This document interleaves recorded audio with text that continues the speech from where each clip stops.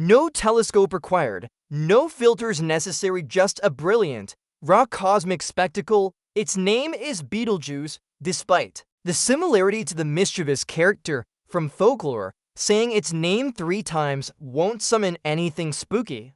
What it might summon, though, is the most dazzling light show the human race has observed in over 400 years. This red supergiant, located roughly 600 light-years away from Earth, has been acting strangely in recent times. It's been flaring, dimming, and pulsing much like a massive, dying heart flickering in the night sky. What exactly is causing this bizarre behavior? Is Betelgeuse preparing for its final, spectacular act? Today, we delve deep into the mystery surrounding one of the sky's most iconic stars, the one perched on Orion's shoulder, fated to vanish forever. Welcome to territory. This is your space. Now, let's understand what makes this celestial giant so extraordinary.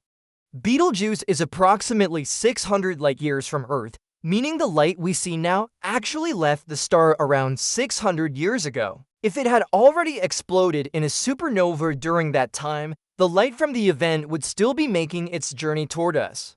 It's entirely possible that the explosion has already happened and we may see it at any moment, even tomorrow. When Betelgeuse finally does go supernova, it will become the brightest explosion ever witnessed by humans. But just how bright is that? Will it be visible during the daytime?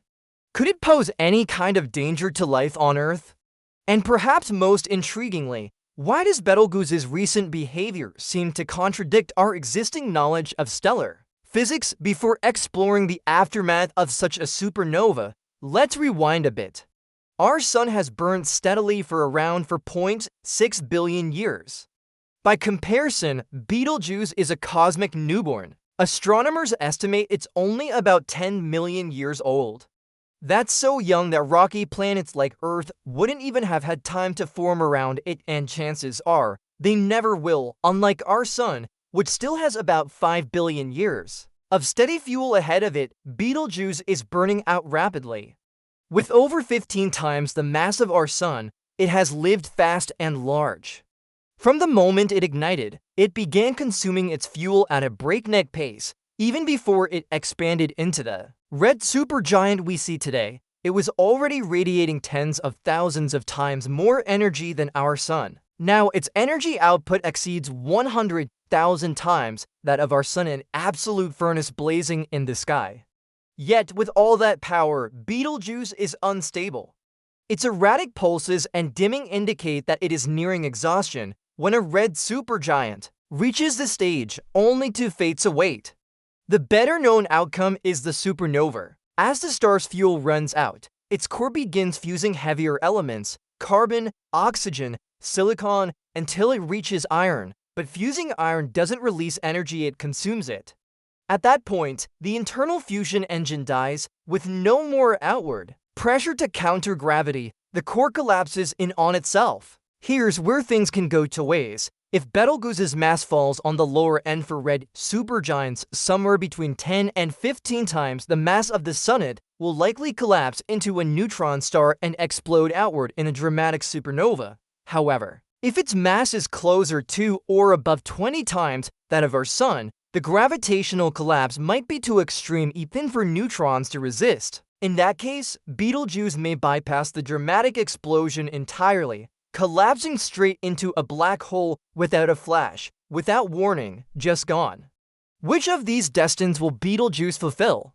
Truthfully, we're still uncertain. That's partly because we haven't pinpointed its exact distance from Earth. Even small variations in distance, rotation, metallicity, or interior structure sway its final fate. In that sense, Betelgeuse is a cosmic coin toss. But if everything aligns just right, if its collapsing core hits the precise conditions needed, we could witness one of the most spectacular celestial events in human history. To appreciate how bright such an event could be, let's consider scale. Our sun emits about 3.8 x 10 watts of energy. By comparison, a supernova observed in 2015 known as ASASS and 15LH reached a peak luminosity of around 10 watts. That's the equivalent brightness of more than 500 billion suns. But we didn't see it from Earth because it occurred in a distant galaxy. Betelgeuse, by contrast, is in our cosmic neighborhood. Because of this proximity, its supernova would be breathtakingly bright, potentially even outshining Sirius, the current brightest star in our night sky. It could remain visible for weeks. But would it be dangerous? A supernova occurring within a few dozen light-years of Earth could be catastrophic, with radiation effects strong enough to threaten life. However, Betelgeuse is over 600 light-years away, well beyond the 100 light-year danger zone. So we're safe. To put that into context, if a nearby star like Alpha Centauri just over 4 light-years from Earth went supernova, it could shine as brightly as the moon and bombard Earth with harmful radiation. Fortunately, Alpha Centauri lacks the mass to go supernova. Though several visible red giants have the potential to explode, Betelgeuse remains the most compelling. That's why its recent behavior is grabbing scientists' attention. One particularly fascinating detail is its rotation. Recent measurements from the ALMA array show that Betelgeuse rotates far faster than expected, about once every 20 years. That equates to a surface rotation speed of approximately 18,000 kilometers per hour, 5 kilometers per second, much faster than Earth's rotation. This rapid spin is highly unusual for a star of Betelgeuse's size and challenges established theories of stellar evolution. Astronomers measure a star's rotation using the Doppler effect. Picture an ambulance racing toward you with its siren on. As it approaches, the pitch sounds higher due to compressed sound waves. As it moves away, the pitch lowers because the waves stretch out. This change in frequency is called Doppler shift. For Betelgeuse, one side of the star is moving toward us while the other moves away. This creates color shifts, which scientists analyze to calculate rotational speed. The findings surprise them. One theory proposes that Betelgeuse absorbed a smaller companion star at some point in its life, a process called stellar cannibalism, which could have added enough angular momentum to speed it up. Evidence supporting this idea includes the unusually high nitrogen levels in its outer layers, suggesting that inner material was recently mixed outward, possibly due to a major disruption. Scientists have run detailed simulations and now believe that Betelgeuse may have formed from a stellar collision. As Betelgeuse aged, its expanding atmosphere may have engulfed its companion. The smaller star's gravity pulled some of that outer material in, gaining mass. But eventually, it swam through so much material that friction slowed it down, dragging it closer until it may have merged or nearly did. Newer simulations indicate that the companion might still exist, orbiting within Betelgeuse's massive shell rather than having been consumed. Betelgeuse is known as a variable star. It fluctuates in brightness in a regular cycle, like a heartbeat.